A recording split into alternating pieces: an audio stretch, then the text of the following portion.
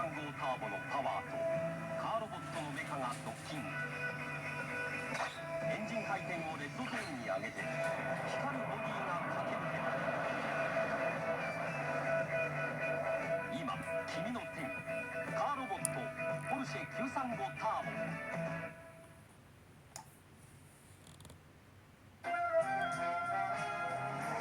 Transformers will return after these messages.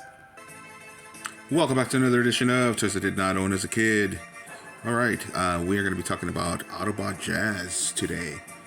So this is part of the original Transformers line, which was, well, Jazz. Jazz was one of the original Transformers line. This is actually a Studio 86 from 2020.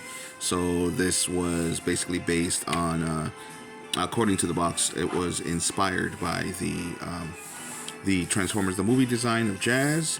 This is meant to be as cartoon accurate as possible, and I can tell you that yes, it is. It is. Here is his one gun that he uses in the cartoon, which we can of course place up here for battle. And as you saw in the commercial bump that I just showed you, the gun of course gets put away somewhere. Hyperspace, I don't know, but with the toy you're gonna get it, and you get a spot to put it right there.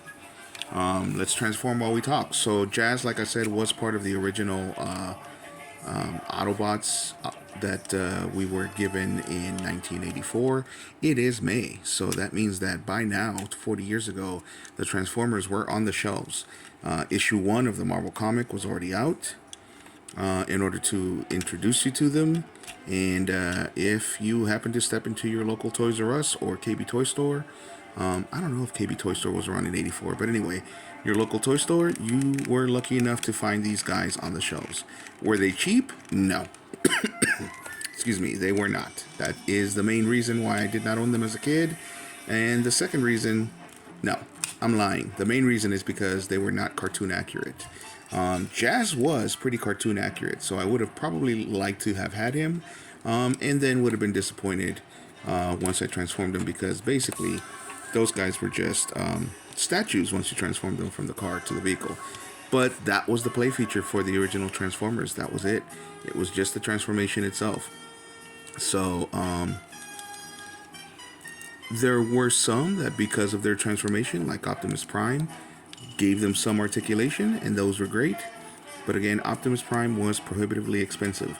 We did have one in my household. My brother, it belonged to my brother, but it was a hand-me-down. Somebody gave it to us, to him, and as a hand-me-down, and we loved it. We loved it, even though he was missing a few accessories. We definitely loved it. So as you saw, I also included a Diaclone commercial. So Jazz was also originally from the first car robot line of Diaclones in 1983. So for those who don't know the story behind the Transformers, come on, there we go. For those who don't know the story behind the Transformers, basically the Transformers are two different toy lines. One is Diaclone, and the other is Microchange, which were both owned by Takara. And in Japan, the way that the Diaclone ran is that these were just vehicles that turned into robots, and they were piloted by little guys called the Diaclone. So, and the Diaclone were supposed to be an alien race that split into two factions, because once they discovered, or once they engineered the Diaclone technology, one of them decided to use it for monetary gains, and they became a society that was all about consumerism, and the other society was all about the advancement of their kind. And so the one that was all about the consumerism ended up using up all of their... What am I doing wrong here? What am I doing wrong here? Sorry guys, I bought this at a toy show. There we go. I bought this at a toy show yesterday, and I did not come with instructions. Lucky for me, these are pretty simple to transform. Very intuitive. So there we go. So there he is. Very cartoon accurate. Pretty awesome. He can look to the left. He can look to the right. He can look up. He can look down.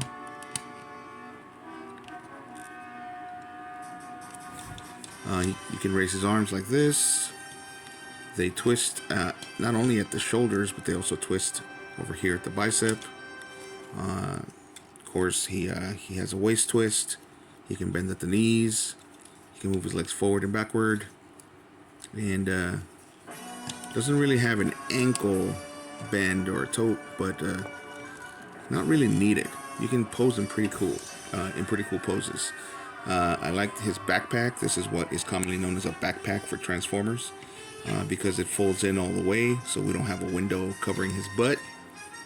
And you can put him in some pretty awesome poses because of that waist, twist, and because of all the articulation. I am a big fan of articulation. There is always an exception to every rule, of course. If the toy looks cool enough, then I will forgive no articulation. But in this case, I don't have to. The Studio Series is great when it comes to these. Guys, as you can see, the Studio Series is great. Lots of posability, very cartoon accurate, and they have the characters that you want to see. So let's put some light so you can see the sculpt. Great sculpt. You know, you're gonna have some like maybe masterpiece collectors that are gonna complain about gaps, but that's where his hands go. So there aren't too many gaps here, and he is very lightweight, but I like that because that means that he's not gonna be too heavy in certain areas. If you make them too dense, or if you make them too much out of metal, they're going to be too heavy in some areas, and then they're going to usually topple over. So Masterpiece Optimus Prime, Masterpiece 1, for example, very hard to stand up. So if you want to display him, you usually have to display him as a vehicle. So, but anyway, back to Jazz. So yeah, so that was the Diaclone line. I was saying that it was about two different factions from an alien planet, and one of them is all about consumerism, and one of them is all about the betterment of their kind. And they each use the Diaclone technology in that way. And so the one that's all about consumerism actually ends up using up all of their resources, and then they come after the other guys, and so a war ensues. Sounds a little bit like the Cybertronian War, except that with the Transformers, the idea was that the war had been raging for millions of years, to the point where they both used up all of the resources in Cybertron, and the Autobots end up pretty much losing Cybertron to the Decepticons, and so they leave looking for more resources. But the Decepticons chase them, and they end up here on Earth, ironically enough, a planet full of resources. And so the war ensues here on Earth for the resources so that we have here. And so the Autobots, of course, team up with the humans, and the Decepticons just want to kill and subdue everybody. So if you're lucky, you'll become their slave, and if you oppose them, well, you're doomed. Alright, so I got the original bio for Jazz from the original box on my computer screen back there, so let's read it. It says, Function, Special Operations Agent, and they quote him as saying, "Do it with style or don't bother doing it. Jazz loves Earth culture, always looking to learn more. His knowledge of Earth makes him the indispensable right-hand man to Optimus Prime. He takes most of the dangerous missions. He's very cool, very stylish, very competent. Equipped with photon rifle, flamethrower, full spectrum beacon, 180 decibel stereo speakers, creates dazzling, disorienting sound and light shows. Versatile, clever, daring, but prone to be distracted." So Then they give you his stats. So his strength is at 5, his intelligence is at 9, his speed, oddly enough, is at 7 because he's a Porsche, so he should be fast. His endurance is 7 as well. His rank is an 8. His courage is a 9. And his firepower is a 5. And his skill is a 10. So he is a tacticianist, which makes sense. He was basically Optimus's kind of general, main general. So, but as the series went on, we got to see less and less of Jazz because they wanted to show more interaction with the humans. So, of course, they concentrated more on Bumblebee and other robots that Spike would be, having fun with and stuff like that. So, but yeah, Jess is a great character. This is a great figure. I'm very satisfied with this guy. I have said before in the video that I got him at a toy show yesterday. I got him, the guy was giving a deal. He was selling them like 3 for $20. So essentially I got this guy for $6 and some change. And I know that even when he first came out on the shelves in 2020, he was costing like $25, which is why I didn't get him. But even at $25, I would have been very, very satisfied with this figure. So far, the Studio Series that I have bought, which has been this guy and Cliff Jumper and Origin Bumblebee and Origin Jazz and even Hot Rod, though I hate Hot Rod, have been very satisfying. They're very posable. Their sculpts are great. And yeah, I give this figure a 10 out of 10. I have no complaints. He is awesome. But just for fun, let's take a look at what he used to look like. And this is the way that he came in the original Transformers box. He came with, there's his accessories. He did come with an extra gun that fired missiles, but of course they're not going to do that nowadays. And especially not with this one. And here's the instructions. The instructions back in the day used to be much better because there were actual pictures, as you can see. And he did look great back then, a little chunky, but he did look great.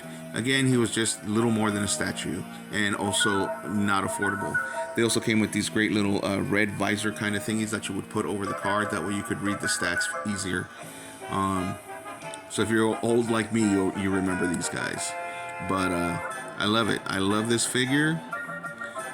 In the Diaclone line, he actually came with a little guy that would actually ride inside. This is not Jazz, but they all came with the little guy right there.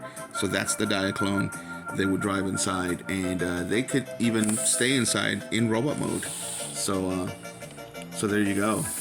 One more play feature that would have been great here, but they didn't do it. Anyway, so that's it. That's Jazz. Let me know what you guys think of the video. Hit a like if you like it. Hit a subscribe if you like my content. And let me know in the comments, what do you think of the figure? Do you guys own him? Do you own the original? Do you own any other versions of him? Let me know what you guys think of it. And thanks for watching. And see you next time.